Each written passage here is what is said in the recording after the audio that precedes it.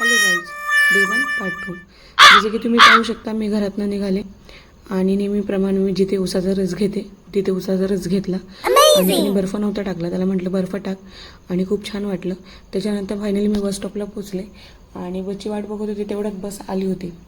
So मी त्यात चढले आणि विप्रो सर्कलचं तिकीट काढलं होतं आणि बाहेर खूप जास्तच ऊन होतं आणि मी पोचले होते विप्रो सर्कलच्या गेटवरती. तुम्ही पाहू शकता, हे विप्रो सर्कलचं मेन गेट होतं आणि एंट्रन्सला मी मेन गेटमधनं आतमध्ये आले आणि ऊन बघू शकता किती जास्त होतं. आणि फायनली मी माझ्या बिल्डिंगच्या खाली पोचले. तर बिल्डिंगच्या खाली एक छानसं सुंदरसं फूल दिसलं, ते मी तोडलं. हे होतं आमच्या बिल्डिंगमधलं इंटेरियर. खूप छान प्रकारे मेंटेन ठेवतात. सो मला तयारी करायची होती म्हणून मी माझ्या फ्लोअरला पोचले आणि वॉशरूममध्ये जाऊन मी पटापट तयारी केली. पहिलं मी तोंड धुवून घेतलं आणि त्याच्यानंतर थोडंसं मॉइश्चरायझर सनस्क्रीन लावून पावडरने सेट केलं आणि लाईट वेट लिपस्टिक आणि काजळ लावलं. तुम्ही बघू शकता, हा माझा फायनल लुक आहे. ऑलमोस्ट 3 वाजले होते आणि मला आतमध्ये जायचं होतं.